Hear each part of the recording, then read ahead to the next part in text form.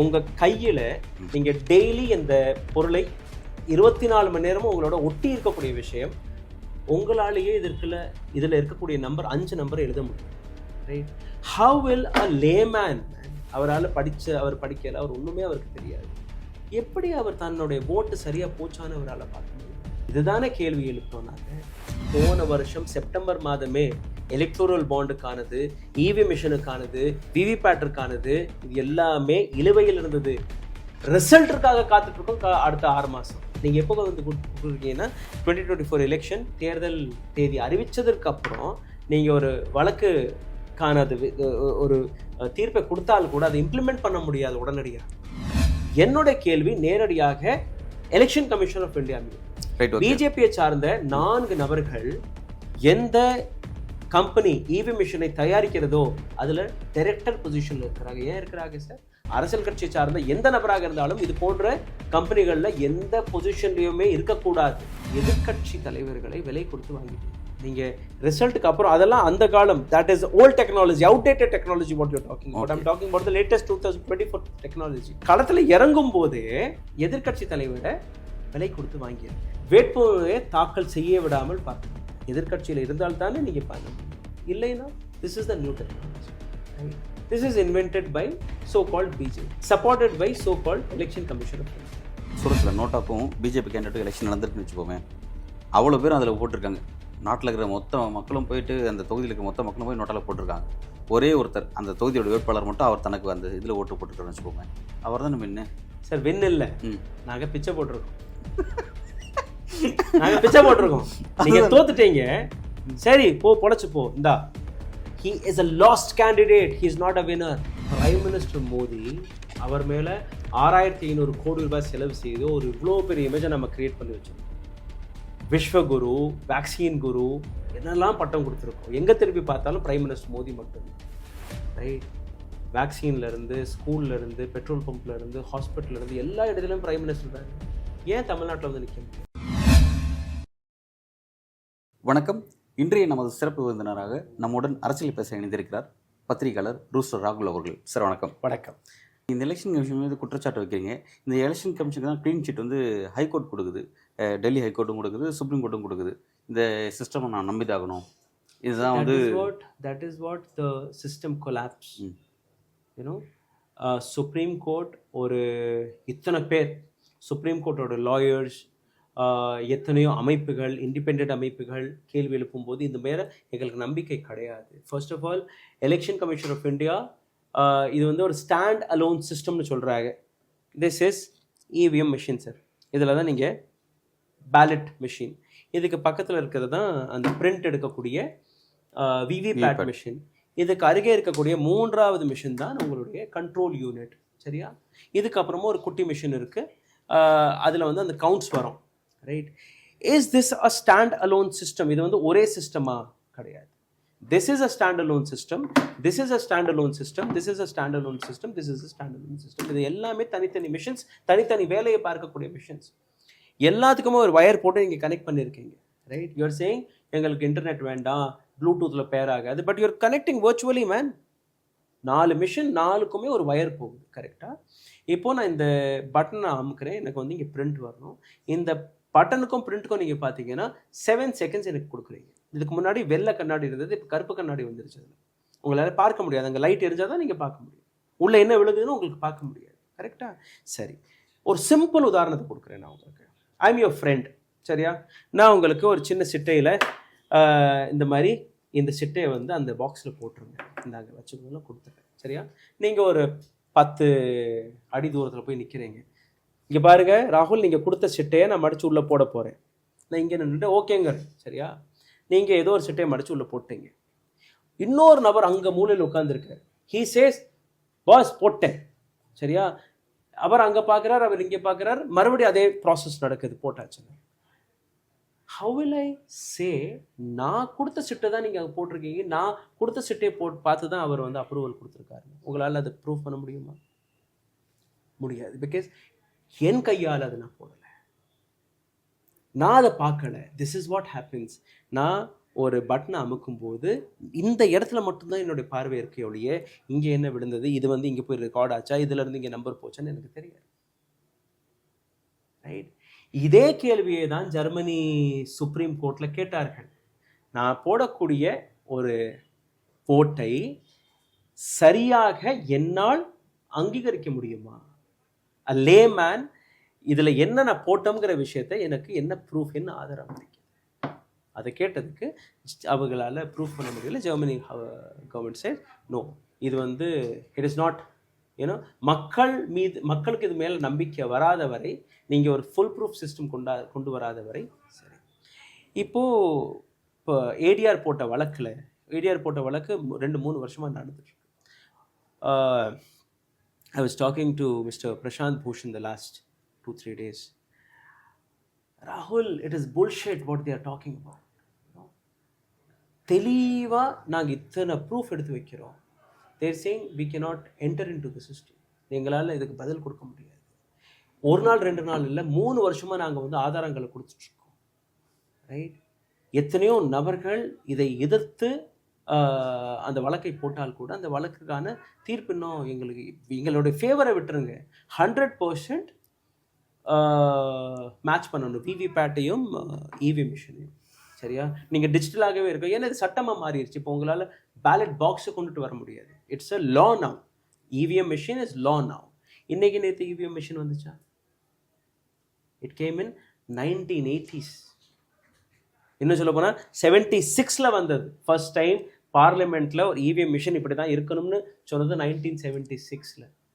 1980ஸ்ல introduce செய்யப்பட்டது. இது இப்படி தான் இருக்கணும். So we are talking about a technology which invented in 1976. அதே பாக்ஸ், அதே pattern. Maybe we have changed it here and there, but the technology is same. இன்னைக்கு நீங்கள் கொண்டு வரேன். ரைட். இதை கொண்டுட்டு வரும்போது எனக்கு அது மேலே நம்பிக்கை இல்லை. நான் கேள்விகள் எழுப்புறேன். 76 questions, 76 கேள்விகள், சந்தேக கேள்விகள் எதிர்கட்சிகளால் ஏடிஆரால் கொடுக்கப்பட்டது. எதிர்கட்சிகள் அவ்வளவும் வந்து இந்த கேள்வியை ஒரே குரலில் கொடுக்குறாங்கன்ற கேள்வி இருக்கு. டெஃபினட்டா இல்லை, போன வருஷம் இல்ல நான் சொல்றேன். இல்ல நீங்க சொல்றீங்க. இல்ல வர நான் என்னோட விஷயத்தை முடிச்சேன். அதுக்கு பதில் சொல்லுங்க. let me finish. எப்படி நீங்க இல்லைன்னு சொல்றீங்க? பிகாஸ் ஒரு உதாரணம் சொல்றேன், எடுத்து காட்டுவதில்லை. ஒரு உதாரணம் சொல்றேன். இந்தியா கூட்டணி இருக்கு. இந்தியா கூட்டணி கூட விட்டுரும். காங்கிரஸ் இருக்கு. காங்கிரஸ்ல ராகுலோட குரல் ஒரு மாதிரி இருக்கு, ப. சிதம்பரத்தோட குரல் ஒரு மாதிரி இருக்கு, அதுல இருக்க அடுத்த கட்ட தலைவர்களோட குரல் ஒரு மாதிரி இருக்கு. ஒவ்வொருத்தரும் ஒவ்வொரு குரலை சொன்னா மக்களுக்கு குழப்பம்ல வரும். போன வருஷம் ஆகஸ்ட் மாதத்தில் இந்த இந்தியா கூட்டணி இணைந்த உடனே, இந்தியா கூட்டணி நீங்கள் ஒரு சில கட்சிகளை மட்டும் பார்க்கக்கூடாது, 28 அரசியல் கட்சிகள், இந்தியாவில் இருக்கக்கூடிய 34%, பிஜேபிக்கு 39%, இந்தியா கூட்டணியில் இந்தியா இதெல்லாம் சேர்த்து நீங்கள் பார்த்தீங்கன்னா கூட கிட்டத்தட்ட ஒரு 35 to 34% ஓட் ஷேர் இருக்கக்கூடிய ஒரு பலமான கட்சி. இன்னும் இப்போ நீங்கள் பார்த்துருக்கலாம், இது இன்னும் அதிகரிச்சிருக்கும். ரைட். அவ்வளோ பெரிய ஓட் பேங்க் இருக்கக்கூடிய அரசியல் கட்சிகள் 76 கேள்விகளை கேட்குறாங்க. இதுக்கு எங்களுக்கு பதில் வேணும். இதுவரை சீஃப் எலெக்ஷன் கமிஷன் இல்லை எலெக்ஷன் கமிஷனர்ஸ்கள் நேரத்தை ஒதுக்கி கொடுக்கல. கடைசி நாள் வரை கொடுக்கல. ஃபைனலாக ஒரு மாதம் 2 மாதத்துக்கு முன்னாடி இந்த 76 கேள்விகள் கொடுத்துருந்தாங்க இல்லையா, அதை வந்து நீங்கள் போய் FOQ செக்ஷனில் பார்த்துக்கோங்க. ஃப்ரீக்வெண்ட்லி ஆஸ்க்ட் கொஸ்டின்ஸ் FAQ செக்ஷனில் போய் நீங்கள் பார்த்துக்கோங்க. எல்லாமே எப்படி இருக்குன்னா சரியான விடயமே கிடையாது.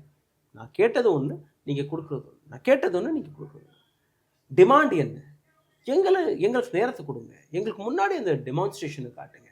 நாங்கள் கேட்கக்கூடிய கேள்வி, இந்த பட்டனை நான் அமுக்கிறேன், இந்த பட்டனில் நான் யாருக்கு ஓட்டு போட்டோனோ அந்த ஓட்டு அவருக்கு தான் போச்சானுங்கிற சாட்சி, அந்த அத்தாட்சி என்ன? இதுதான் என்னோட கேள்வி. இந்த வழக்கு வந்து இப்போ ஹைகோர்ட்டில் சுப்ரீம் கோர்ட்டில் அந்த வழக்கு வந்துச்சு. தீபங்கரத்தை பெஞ்சில் வந்து இது விசாரணை பண்ணாங்க. பார்த்தீங்க அந்த விவிபேட் சம்மந்தமான விஷயம் ரொம்ப கிளியராக அவர் சொல்லியிருந்தார். தீபங்கரத்தை சொல்லியிருந்தார், அந்த ஸ்டேட்மெண்ட்டை சொல்லியிருந்தார். வேகமாக வளர்ச்சி அடைந்து போகக்கூடிய இந்த நாட்டில் திரும்பவும் வாக்குச்சீட்டு முறை வேணும்னு கேட்கறதுலாம் வந்து இருக்கிற தவறே கிடையாது. ரொம்ப முட்டாள்தனமான விஷயம். தவறே கிடையாது. அதாவது இப்படி இவிஎம் மீதும் எலெக்ஷன் கமிஷன் மீதும் சந்தேகத்துக்கு எழுப்பக்கூடிய உங்களையே நாங்கள் சந்தேகப்படக்கூடிய சூழல் இருக்கு அப்படின்ற மாதிரி தன்னோட கருத்தை முன்வைக்க நம்பிக்கைத்தன்மை இல்லைங்கிறார் அவர். பேலட் பாக்ஸ்க்கு யாருமே திரும்பி போகணும்னு சொல்லவே இல்லை. கேள்விங்க என்னன்னா, இதுவும் ஒரு டிஜிட்டல் எக்யூப்மெண்ட், இதுவும் ஒரு டிஜிட்டல் எக்யூப்மெண்ட். இங்கே பேலட் பாக்ஸுங்கிற விஷயமே கிடையாது. ஓட்டு மடித்து போடக்கூடிய விஷயமே கிடையாது, ரைட்? இந்த 2 சிஸ்டத்துலேயுமே இதில் நான் பட்டன் அமுக்கியிருக்கேன், இதில் வந்து உங்களுடைய சிட்டைகள் வருது. இதுதானே ஆப்ஷன், மற்றதெல்லாம் விட்டுருங்க. இதில் வந்து ஒரு 1000 ஓட்டு விழுந்திருக்கு. இதே 1000 ஓட்டு இந்த இடத்துல இருக்கா, ரைட்? இதுதான் கேள்வி. இப்போது இருக்கக்கூடிய சிஸ்டத்தில் நீங்கள் பார்த்தீங்கன்னா 100க்கு 5 விவிபேட்டை மட்டும் நாங்கள் சேர்த்து பார்ப்போம்னு நீங்கள் சொல்கிறீங்க. என்ன சொல்கிறீங்க? டைம் இல்லை எங்கள்கிட்ட, ரைட்? ஒரே நாளில் நாங்கள் ரிசல்ட் அறிவிக்கணும். I am not asking you to go back to ballot paper. அது போக முடியாது, அதுக்கு வந்து சட்டத்திருத்தம் கொண்டுட்டு வரணும், அப்போ தான் நீங்கள் கொண்டுட்டு போக முடியும். Here I'm talking about digital system which was accepted by election commission of India, right? இப்போ இந்த இடத்துல 100 இவிஎம் மிஷின் இருக்கும்போது 5000 கோடி ரூபாய் செலவு செஞ்சு நம்ம விவிபேட்டை கொண்டுட்டு வந்திருக்கோம் சார், 5000 crores, ரைட்? 40 லட்சம் இவிஎம் மிஷினும் நம்ம ப்ரெக்யூர் பண்ணியிருக்கோம், கிட்டத்தட்ட ஒரு 19 லட்சத்தி சில்லற, sorry not 40 lakhs, 20 lakhs EVM machines நம்மகிட்ட இருக்கு. நமக்கு இருக்கக்கூடிய பூத்ஸ்னு நீங்கள் பார்த்தீங்கன்னா around 10 lakh booths in India. Government says we have EVM machines, double the number of EVM machines, 20 lakh EVM machines, 40 lakh இருக்கக்கூடிய இடத்துல 20 lakh EVM machines எங்கள்கிட்ட இருக்குது. அண்ட் இது தாண்டி எங்கள்கிட்ட எதுவுமே இல்லைங்கிற விஷயத்த கவர்மெண்ட் சொல்லுது. இதே கவர்மெண்ட் கொடுத்த பதிலில் பிஹெச்எல் அண்ட் இன்னொரு இன்ஸ்டியூஷன் 2 பேர் தான் பண்ணுறாங்க. ஒருத்தர் சொல்கிறாங்க நாங்கள் 19 லட்சம் கொடுத்துருக்கோம், இன்னொரு சொல்கிறாரு நாங்கள் 20 லட்சம் கொடுத்துருக்கோம். So where are 20 lakh EVM machines then? இதற்கு பதில் வேணுமா வேண்டாமா? நீங்கள் இந்தியன் மக்களுடைய வரிப்பணத்தை வைத்து அடுத்த 5 வருஷத்தில் அவங்க கையில் ஒரு மிகப்பெரிய பொறுப்பை ஒப்படைச்சிருக்கீங்க. அதுக்காக நீங்கள் ஒரு சிஸ்டத்தை வாங்கியிருக்கீங்க, சரியா? என்னுடைய பணத்தில் நீங்கள் 2 பேனாவை வாங்கியிருக்கீங்க, ஒரு பேனாவை நீங்கள் காட்டுறீங்க, இன்னொரு பேனாவை நீங்கள் காட்டலை. இன்னொரு பேனா எங்கன்னு நான் கேட்குறேன். அதற்கான பதில் ஏன் வரல? என்னுடைய பணம் தானே அது, சரியா? நான் ஓட்டு போடுறேன், நான் போடக்கூடிய ஓட்டு யாருக்கு போகுதுன்னு நான் கேட்குறேன். என்னுடைய அதிகாரமா இல்லையா? அந்த அதிகாரத்தை சரிபார்ப்பதற்கு நான் சொல்கிறேன், எத்தனை விவிபேட் இருக்கோ அத்தனை இவிஎம் மிஷின்ஸ் இருக்கட்டும், அத்தனை இவிஎம் மிஷினும் விவிபேட்டையும் சேர்த்து பார்த்ததுக்கப்புறம் நீங்கள் ரிசல்ட் அறிவிங்க. அப்படி பார்க்கறதுங்கிறது ஒரு பெரிய வேலை. அது வந்து பணிச்சுமைங்கிறாங்க. ஏன் கமிஷன் 70 கொடுக்குறீங்க? 70 நாட்கள் தேர்தல் நடத்துறீங்களா இல்லையா? இது பணிச்சுமை கிடையாது.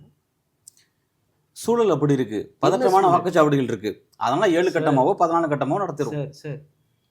70 நாட்கள் வரை 140 கோடி மக்களுக்கான விதியை நீங்க தீர்மானம் செய்யறதுக்கு ஒரு ரொம்ப பெரிய ப்ராசஸை நடத்துறீங்க. உலகத்திலேயே இதற்கு மேல பெரிய ஓட் எங்கேயுமே போடப்படாது. 100 கோடி வாக்காளர்கள் இருக்கிறார்கள். 70 நாட்கள் ஓட்டு போடுறதுக்கு நீங்க எடுத்துக்கிறீங்க, எல்லா வேலையும் நீங்க பார்க்குறீங்க. ரிசல்ட்டுக்கு மட்டும் ஒரே நாள் போதுமா? ரிசல்ட்டுக்கு 10 நாள் எடுத்துக்கங்களே, ரைட்? அவ்வளோதானே நடக்கும். 5 விவிபேட்டையும் 5 விவிபேட் அண்ட் 100 இவிஎம் மிஷின் நீங்கள் கவுண்ட் பண்ணுறீங்க இல்லையா? That 5 let it B another 95. எனக்கு 2 நாளில் ரிசல்ட் கொடுங்க, 4 நாளில் கொடுங்க, 10 நாளில் கொடுங்க. I am not in hurry. Let it be in front of public live வரட்டுமே. இதுக்கு முன்னாடி எப்படி நீங்கள், I don't know whether you have seen ballot paper elections. I have seen it. நான் வந்து I think I was in first year I think. நான் வந்து booth ஏஜென்ட்டாக உள்ளே போய் உட்காந்துருக்கேன், சரியா? 2 ரூபா அப்போல்லாம் சேலஞ்ச் பண்ணுறதுக்கு ஒரு சின்னமாக ஒரு பொட்டணம் கொடுப்பாங்க, அதில் ஒரு இந்த முத்திரை இருக்கும் இல்லையா, எலெக்ஷன் கமிஷன், அதோட முத்திரை ஒரு சின்னமாக இருக்கும், 2-3 ஃபார்ம்ஸ் இருக்கும். இப்போ நீங்கள் ஓட்டு போட வர்றீங்க, உங்களுடைய பேர் ராம்னு வச்சுக்கோங்க, பட் நீங்கள் வந்து லக்ஷ்மண்கிற பேரில் ஓட்டு போட வர்றீங்க. I know you, I can challenge. அந்த 2 ரூபாயை கொடுத்து ஃபார்மில் பேர் எழுதி கொடுத்துட்டோன்னா you'll be arrested. You can't come out for the next 6 months. It's offence, right? அதுக்கப்புறம் தேர்தல் அந்த முடிஞ்சதுக்கப்புறம் ப்ராப்பராக நாங்கள் சீல் பண்ணுவோம். நான் அங்கே இருக்கக்கூடிய நபர்கள் எல்லாம் சைன் எல்லாம் பண்ணுவாங்க. அதுக்கப்புறம் அது போகும், தேர்தல் வரும். அப்போ வந்து ஒவ்வொரு ஸ்லிப்பாக எடுத்து காட்டுவாங்க. This goes to Congress, this goes to BJP, this goes to so and so, this goes to independent.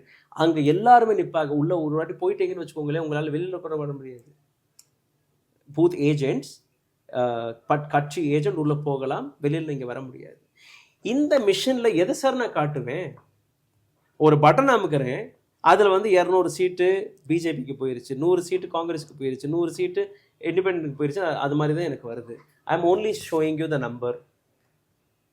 I don't know who voted for who. இதை வச்சு நான் எப்படி சார் பண்ண முடியும்? உங்கள் ஃபோனில் எத்தனை ஃபோன் நம்பர் இருக்கு? சார் இப்போ நீங்கள் இவ்வளோ விஷயங்கள் உங்கள் குறிப்பிடுறீங்க. ஃபோனில் எத்தனை ஃபோன் நம்பர் இருக்கு? ஆயிரக்கணக்கான நம்பர்கள் இருக்கும். உங்களோட ஃபோன் தானே, டெய்லி பார்க்குறீங்களா? எனக்கு இந்த பேப்பரில் ஒரு 20 நம்பர் எழுதி காட்டுங்க. Please do it, please do it. Leave 20, 10. Sir இப்போ எனக்கு கொஸ்டினுக்கு வரேங்க சார். இல்லை ஆன்சர் மீ. இல்லை நம்ம இதை பேசிட்டே போவோம் வரேங்க. இப்போ என்னோட விஷயம் சார், இப்போ இந்த இடத்துல அதுதான் பிரச்சனை, அதுதான் இந்த பிரச்சனை. சப்ஜெக்ட் சந்தேகத்துக்கு உள்ளாகுது. அதுதான் பிரச்சனை. சுப்ரீம் கோர்ட்ல டிஸ்கஷன் நடக்குது, சார், அதுதான் வழக்கு பிரச்சனை. நடக்குது, ரைட்டா? Listen to me first. அதுதான் பிரச்சனை. உங்க கையில நீங்க டெய்லி இந்த பொருளை 24 மணி நேரமும் உங்களோட ஒட்டி இருக்கக்கூடிய விஷயம். உங்களாலேயே இதுல இருக்கக்கூடிய நம்பர் 5 நம்பர் எழுத முடியும், right? How will a layman man, அவர் படிக்கல, அவர் ஒண்ணுமே அவருக்கு தெரியாது, எப்படி அவர் தன்னுடைய ஓட்டு சரியா போச்சான்னு அவரால் பார்க்க முடியும்? இதுதானே கேள்வி எழுப்புறோம் நாங்க.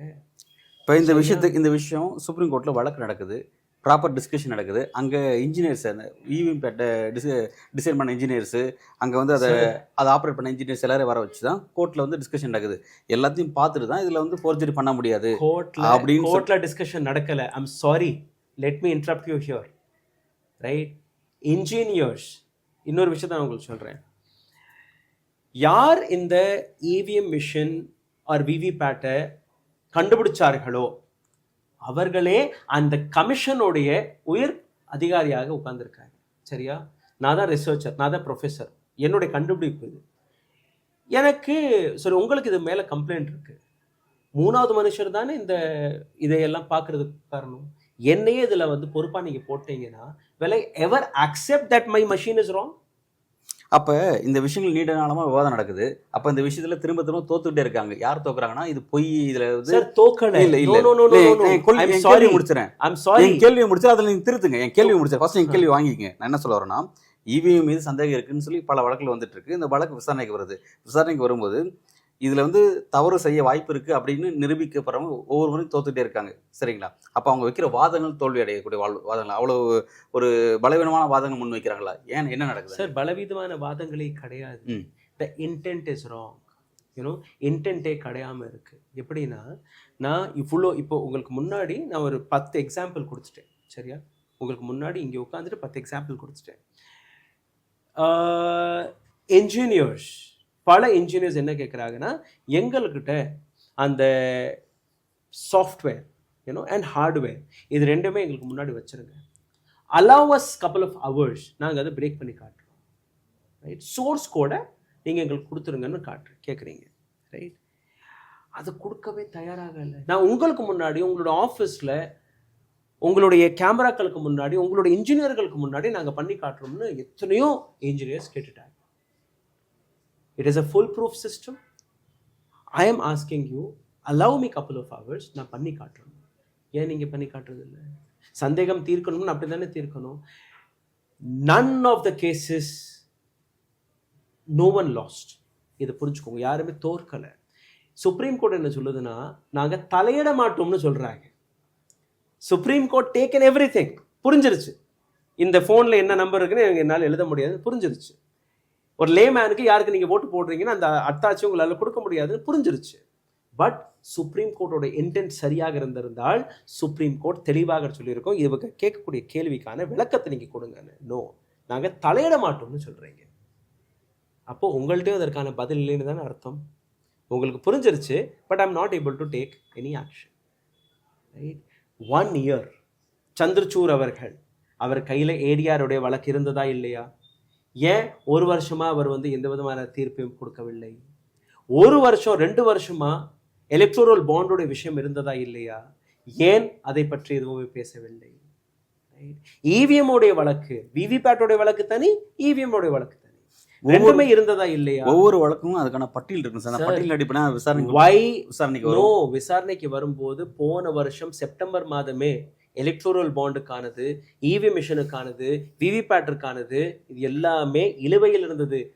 ரிசல்ட்டுக்காக காத்துட்டு இருக்கோம் அடுத்த 6 மாதம். நீங்கள் எப்போ வந்து கொடுக்குறீங்கன்னா 2024 எலெக்ஷன் தேர்தல் தேதி அறிவித்ததற்கு அப்புறம் நீங்கள் ஒரு வழக்குக்கான ஒரு தீர்ப்பை கொடுத்தால் கூட அதை இம்ப்ளிமெண்ட் பண்ண முடியாது உடனடியாக, ரைட்? இதே டிசம்பர் மாதம் வந்துருந்துச்சுன்னா, தேர்தல் தேதிகள் அறிவிப்பதற்கு முன்பு, தேர்தல் தொடங்குறதுக்கு முன்பு இதெல்லாம் வந்துருந்துச்சுன்னா உங்களால் பண்ணியிருக்க முடியும். சரி சரி, என்னோட ஃபைனல் கொஸ்டின் என்னன்னா, இப்போ இந்த மாதிரி இவிஎம் மிஷினால் வந்து நம்மளோட வெற்றி பாதிக்கப்படுது அப்படின்னு சொல்லி ஃபீல் பண்ணக்கூடிய சில கட்சிகள் இருக்கும் உண்மையிலே. இப்போ இன்னைக்கு எலெக்ஷன் கமிஷனையும் இவிஎம் மிஷினும் வந்து தங்களுக்கு ஆதரவாக செயல்பட வைக்குது பாஜக அப்படின்னு பொது வழியில் ஒரு விமர்சனம் வைக்கப்படும் அப்படி பட்சத்தில் அதனால் பாதிக்கப்படக்கூடிய எதிர்க்கட்சிகள். Even Congress is doing that. I'm saying even ADMK, DMK is also doing that. Trinamool Congress is also doing it. சரியா? நான் எல்லாரையும் சொல்றேன். ஓகே, நான் ஓட்டர் சார், என்னுடைய ஓட்டுக்கான மதிப்பு இருக்கு. எனக்கு அந்த மிஷன் மீது சந்தேகம் இருக்கு. ஐ am not a party man.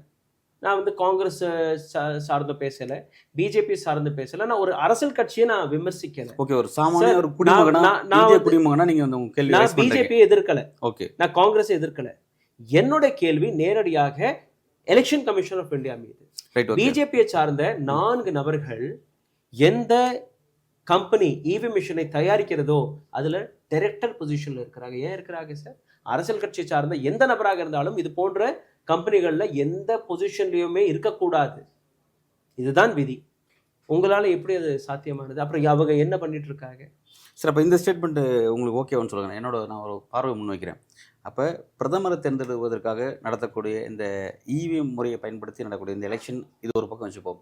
First பிரதமரை எந்த முறையில் தேர்ந்தெடுக்கலாம்? வாக்குச்சீட்டு முறையிலேயே அல்லது இவிஎம் முறையில் அப்படின்னு இதுக்கு ஒரு எலெக்ஷன் நடத்தி இந்திய மக்கள் எல்லாம் ரெஃபரண்டம், நான் சொல்கிறேன் காமன் ரெஃபரண்டம் நடத்தி 28% people in India are only trusting Election Commission of India.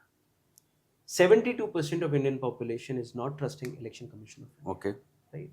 72% மக்கள், 72 விட்டுருங்க, 50%, 10% ஒரு நபருக்கு சந்தேகம் வந்தால் கூட அந்த ஒரு நபருடைய சந்தேகத்தை தீர்த்து வைப்பதுதான் ஜனநாயகம். அதுதான் ஜனநாயகம். ஓகே, இங்க நான் 72% பத்தி பேசுறேன், ரைட்? நீங்க 28% நபர்களுக்கு வந்து நம்பிக்கை இருக்குன்னு நீங்க சொல்லி அது சரின்னு நீங்க சொல்றீங்களே, அது தவறா கிடையாது.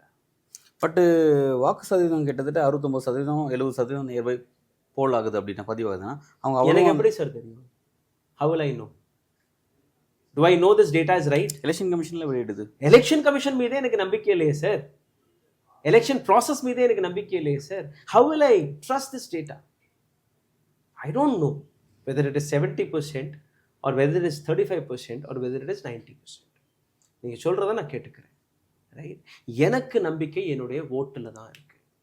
என் கைப்பட போடக்கூடிய ஓட்டு, அதை மட்டும்தான் என்னால பார்க்க முடியும் ஒழிய இந்த 70%, 80% இந்த விஷயத்துல நீங்க எல்லா கட்சியும் குற்றச்சாட்டு வைக்கிறீங்க. பாஜக கட்சிகளை பத்தியே பேசல. எனக்கு வந்து இவிஎம் விவிபேட் மீது சந்தேகம் இருக்கு. சரியா இருந்தால் கூட பிரச்சனை இல்லை. சரியா இருந்தா நீங்க விளக்கம் கொடுங்க, தவறு கிடையாது. எனக்கு சந்தேகம் இருக்கு, என் போன்ற எத்தனையோ நபர்களுக்கு சந்தேகம் இருக்கு. இவிஎம் மீது எலெக்ஷன் கமிஷன் மீது நீங்கள் வைக்கக்கூடிய கேள்விகளையும் சந்தேகங்களையும் புரிஞ்சிக்க முடியுது. இது வந்து உண்மையிலே பார்க்கக்கூடிய நேயர்களுக்கு பல கோணங்களை திறந்து கொடுக்கும் அப்படிங்கிறத நான் எதிர்பார்க்குறேன். பல பார்வைகளை அவங்களுக்கு சிந்திக்கிறதுக்கான ஒரு வாய்ப்பை இந்த நேர்காணல் கொடுக்கும் அப்படிங்கிறத பார்க்குறேன். அடுத்து அவங்ககிட்ட ஒரு விஷயம் பேசணும்னு நினைக்கிறது என்னென்னா, காங்கிரஸ் ரொம்ப கான்ஃபிடண்ட்டாக ஒரு விஷயத்தை முன்வைக்குது. குறிப்பாக காங்கிரஸ் கட்சியுடைய முக்கிய நிர்வாகி பவன் கேரா ஒரு விஷயத்தை முன்வைக்கிறார். என்னென்னா, இந்த பாஜக வந்து பல்வேறு மாநிலங்களில் எம்எல்ஏக்களை எல்லாத்தையும் கைப்பற்றி தான் தங்களோட ஆட்சி அமைச்சிருக்காங்க அப்படின்னு குறிப்பிட்றாங்க. ஜூன் 4 ரிசல்ட் அறிவிக்கப்பட்ட பிறகு பாஜக 10லேருந்து 15 மாநிலங்களில் தங்கள் ஆட்சியை இழக்கும் அப்படின்னு சொல்லியிருக்காரு. ஏன்னா இந்திய கூட்டணி ஆட்சிக்கு வந்தால் கட்சி மாறும் தடை சட்டம், அந்த விஷயத்தில் அந்த கட்சி மாறி ஒரு கட்சியிலேருந்து இன்னொரு கட்சிக்கு வாக்கு பெற்று ஒரு எம்எல்ஏவோ எம்பியோ ஆன பிறகு இன்னொரு கட்சிக்கு மாறுவதை இதுவும் இந்த விஷயத்தில் சுப்ரீம் கோர்ட்டில் இருக்குது. இந்த விஷயத்தில் திருத்தங்களை மேற்கொள்வோம், அரசியலமைப்பில் திருத்தங்களை மேற்கொள்வோம் அப்படிங்கிறத குறிப்பிடுறாரு. நோட்டாங்கிற வழக்கு ஒன்று இருக்கு, சரியா? நோட்டாங்கிற வழக்கில் 2 விஷயம் இருக்கு. ஒன்று வந்து ஒரு அரசியல் கட்சியிலேருந்து இன்னொரு அரசியல் கட்சிக்கு தாவும் போது ஒரு சட்டம் வேலை பார்க்கும், அவரால் அடுத்த தேர்தல் நிற்க முடியாதுங்கிற ஒரு அது வரும், தன்னுடைய மெம்பர்ஷிப்பை இழந்துருவாங்கிற ஒரு முடிவு வரணுங்கிற வழக்கு போட்டிருக்காங்க. நோட்டாங்கிற விஷயத்திற்கும் அதே போன்ற வழக்கு. அதாவது நீங்கள் நோட்டாக்கிட்ட இருந்து தோத்துட்டீங்கன்னா அடுத்த 5 வருஷம் வரை நீங்கள் தேர்தலை நிற்கவே கூடாது. ரைட்? 2மே இப்போ இழுவையில் இருக்குது. அதற்கு முன்பே நீங்கள் பார்த்தீங்கன்னா, நான் ஸ்டார்டிங்லேயே சொன்னபடி இந்தோர், சூரத் அண்ட் கஜுராஹோ இதில் எதிர்க்கட்சி தலைவர்களை விலை கொடுத்து வாங்கிட்டீங்க. நீங்கள் ரிசல்ட்டுக்கு அப்புறம் அதெல்லாம் அந்த காலம், that is old technology, outdated technology what you're talking about. I'm talking about the latest 2024 technology. இதுலனா களத்தில் இறங்கும் போது எதிர்க்கட்சி தலைவரை விலை கொடுத்து வாங்கிருங்க, வேட்புமனுவை தாக்கல் செய்ய விடாமல் பார்த்துருங்க. எதிர்க்கட்சியில் இருந்தால் தானே நீங்கள் பண்ண முடியும், இல்லைன்னா this is the new technology, right?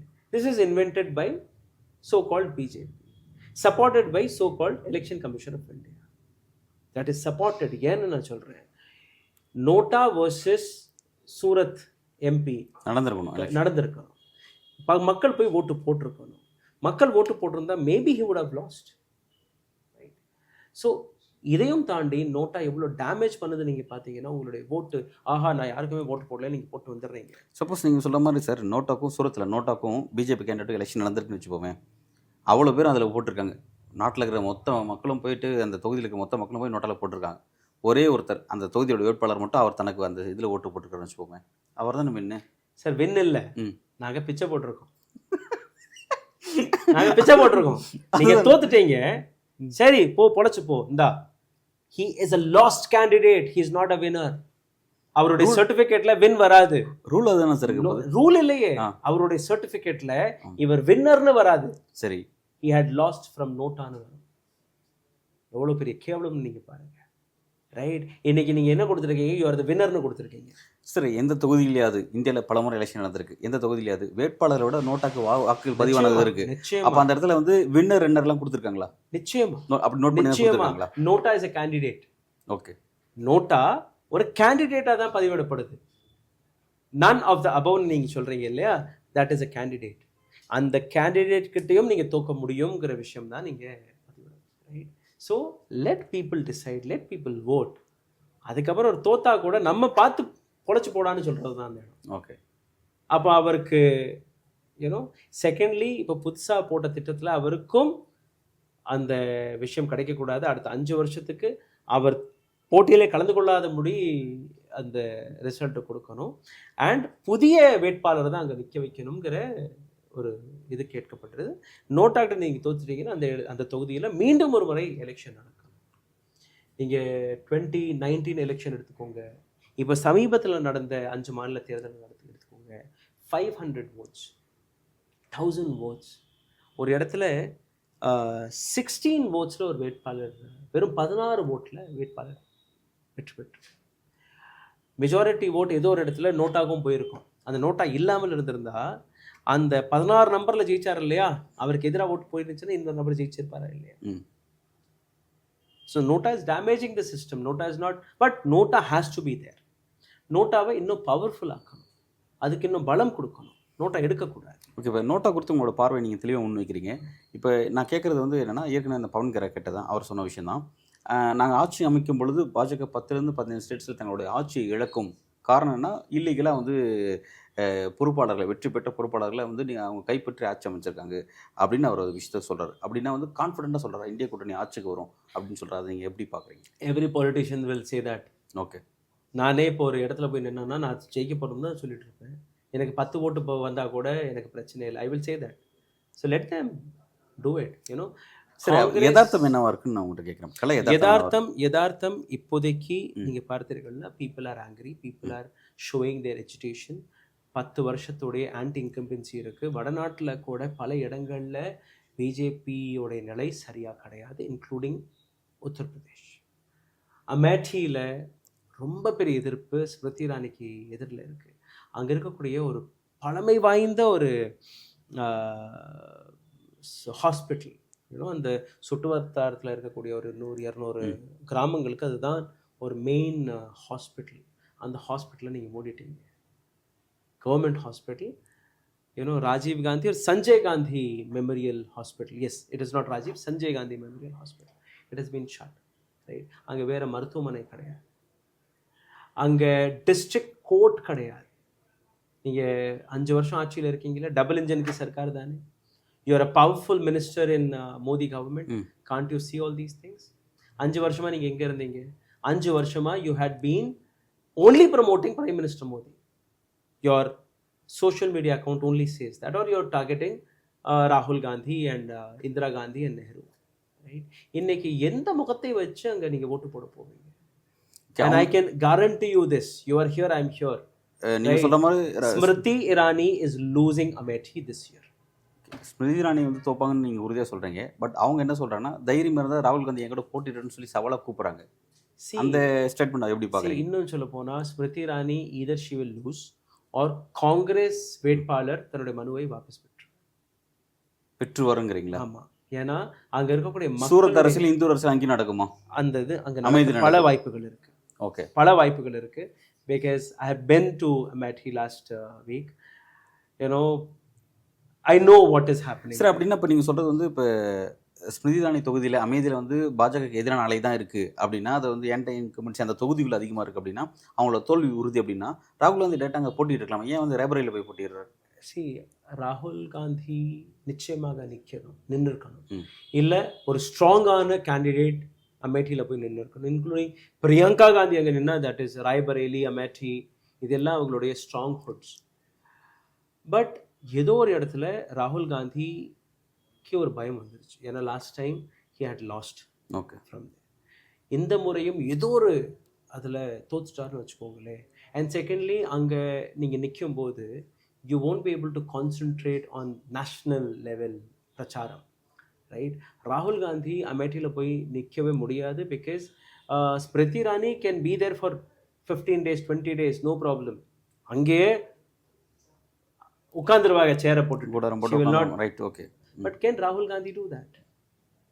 ராகுல் Gandhi is not a MP candidate. ராகுல் Gandhi is standing against Prime Minister Modi as a president, as a Prime Minister candidate. அறிவிக்கலைனா கூட that is what the projection is.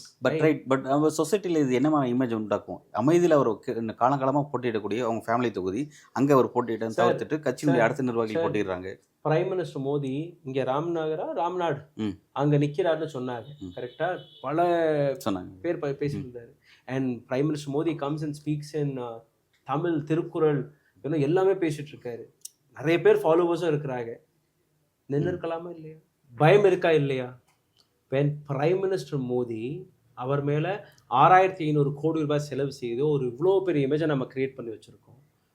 Vishwaguru, vaccine குரு, என்னெல்லாம் பட்டம் கொடுத்துருக்கோம். எங்கே திருப்பி பார்த்தாலும் prime minister Modi மட்டும்தான். ரைட்? வேக்சின்லேருந்து, ஸ்கூல்லேருந்து, பெட்ரோல் பம்ப்லேருந்து, ஹாஸ்பிட்டல்லேருந்து எல்லா இடத்துலையும் பிரைம் மினிஸ்டர் தானே.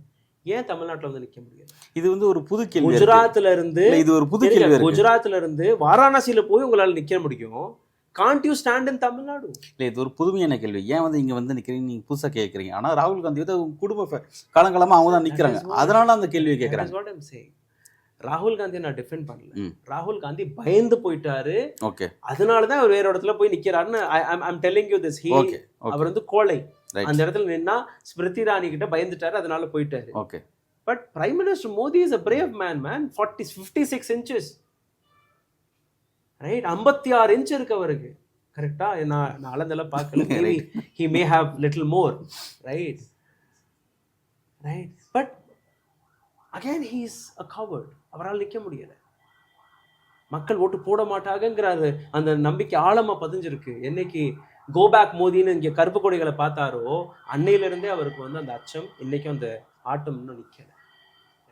This is what South India is. Tamil Nadu, Kerala, Karnataka, Telangana எல்லாருமே சேர்ந்து ஒரே குரலில் பேசக்கூடிய விஷயம், India is a secular nation. We love our brothers, whether he is Hindu, Muslim, Sikh, இசாய். This is what our nation is. உங்களால் தென்னாட்டில் மட்டும் உங்களால் வந்து மதத்தை வச்சு நீங்கள் அரசியல் பண்ணவே முடியாது. It is a land of communist. It is a land of Dravidam. It is a land of secularism.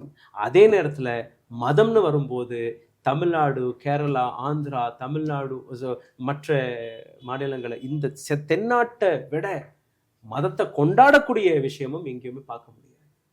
Okay, இந்த யதார்த்தத்தை நம்ம புரிஞ்சுக்க முடியுது சார். இப்போ வந்து எலெக்ஷன் பிரச்சனை அடுத்தடுத்த கட்டத்துக்கு நகருது. அது எலெக்ஷனுடைய தேர்தல் பேஸ் 3, பேஸ் 4 அப்படி நகரப்போது.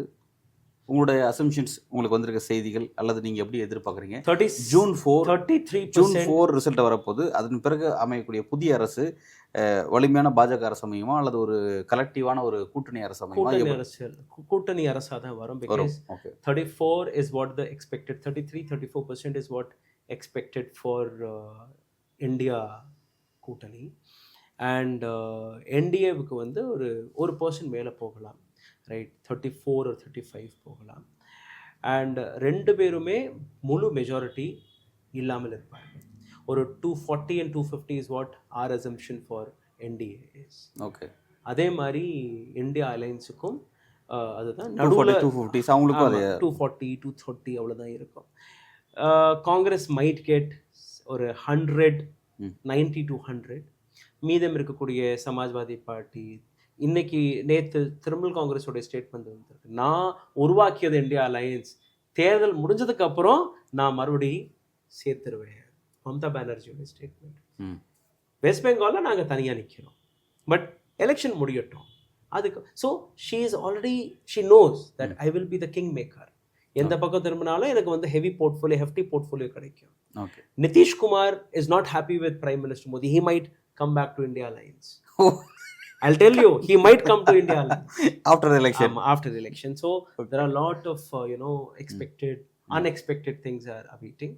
And but definitely 400ங்கிற கனவு மறந்துருக்கேன், 270ங்கிற கனவு மறந்துருக்கு. தனி மெஜாரிட்டி கிடைக்கும். ஓகே, கூட்டணி அரசு வாய்ப்பு இருக்கு. கூட்டணி அரசுக்கு 90% வாய்ப்பு இருக்கு. ஓகே, இந்த மாதிரி வேலை கொடுத்து 10-15 பேரை உள்ள தூக்கி போட்டாங்கன்னா that is a different case. 3 already போயிருச்சு, இன்னும் ஒரு 10-15 வந்துருச்சுன்னா ஃப்ரீயாகவே உங்களுக்கு கிடச்சிரும். So this is what the second strategy is. இது இல்லாமல் நேர்மையான வழியில் நீங்கள் தேர்தல் நடத்துனீங்கன்னா, எந்த ஊழலும் செய்யாமல் நீங்கள் நடத்துனீங்கன்னா டெஃபினட்டாக இது வரும். கிராமங்களில் செய்தி போகலன்னு நினைக்காதீங்க. இந்தியாவில் கிட்டத்தட்ட 90 கோடி மொபைல் ஃபோன்ஸ் இருக்குது. All R connected to web. சரியா? ஆடு மாடு மேய்க்கிறவங்க கூட ஏதோ ஒரு மரத்துக்கு கீழே உட்காந்துட்டு ஃபோனை தான் நோண்டிட்டு இருக்காரு. ஸோ மெசேஜ் இஸ் கோயிங் போயிட்டுருக்கு. எஸ், இந்திய கூட்டணியுடைய ஒரு பெரிய பலவீனமாக அரவிந்த் கெஜ்ரிவால் கைது அண்மையில் நடந்தது பார்த்தோம். அரவிந்த் கெஜ்ரிவாலுக்கு வரக்கூடிய வாரங்களில் ஜாமீன் கொடுப்பதற்கான பரிசீலனை உச்சநீதிமன்றம் செய்யுன்னு சொல்லிட்டு இன்றைக்கு செய்தி வழியாக இருக்குது. எப்படி பார்க்குறீங்க? Damage is done already. மக்கள் டெல்லியில் இருக்கக்கூடிய மக்கள் அவர்களுக்கு வந்து அந்த டேஸ்ட் கிடச்சிருச்சு, ஒரு நல்ல அரசியல் உடைய டேஸ்ட் கிடச்சிருச்சு.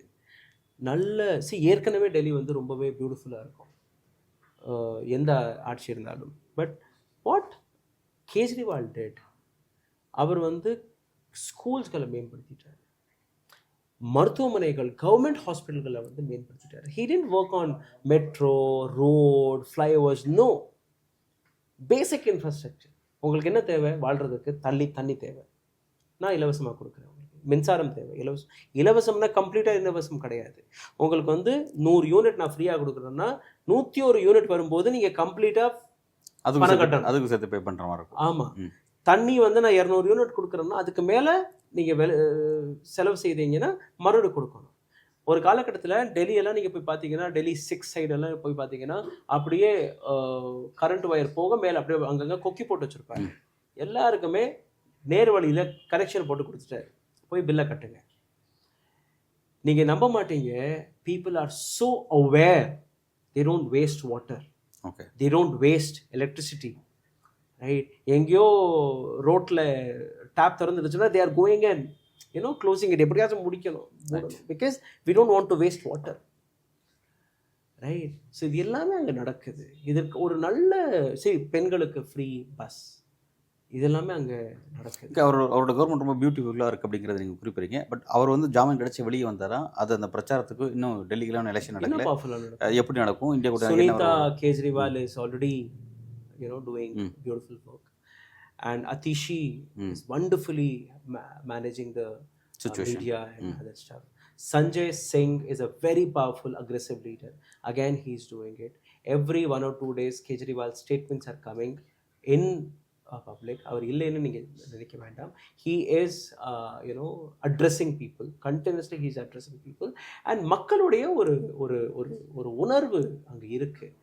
இதெல்லாம் பப்ளிக் மீடியாவில் வராது. Being a media person, and I have been covering Delhi quite for a long time. கேஜ்ரிவாலுடைய ஃபர்ஸ்ட் ஒரு ப்ளூ கலர் வேகனார் வச்சுருப்பார்.